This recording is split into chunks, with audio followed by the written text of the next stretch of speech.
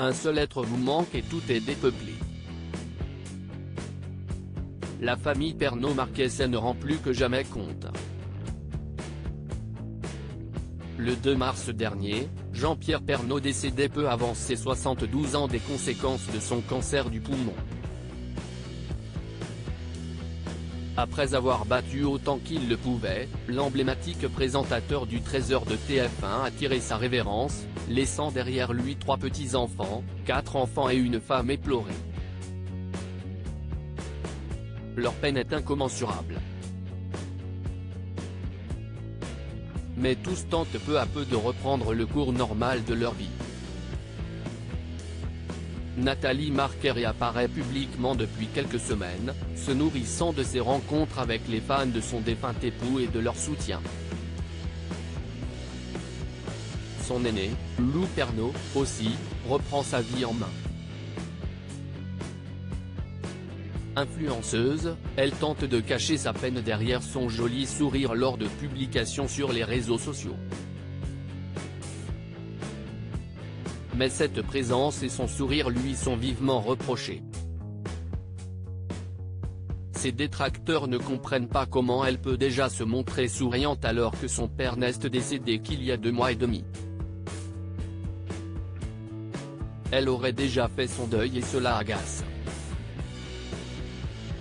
Des commentaires haineux qui ne passent pas auprès de Nathalie Marquet.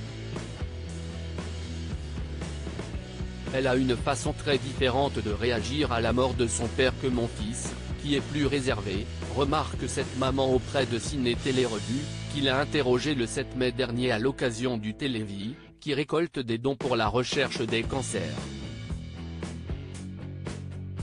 Nathalie Marquet en souffrance face à la peine de sa fille, Lou Pernaut. Mais ce n'est pas parce que Lou Pernaut est active sur les réseaux sociaux que son deuil en est moins douloureux.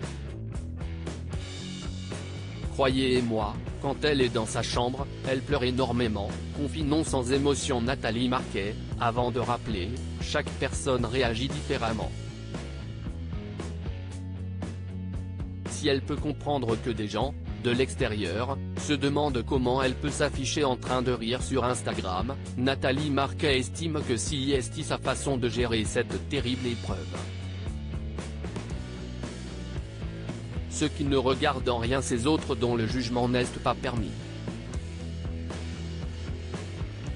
Mais je peux vous dire qu'elle a un chagrin immense.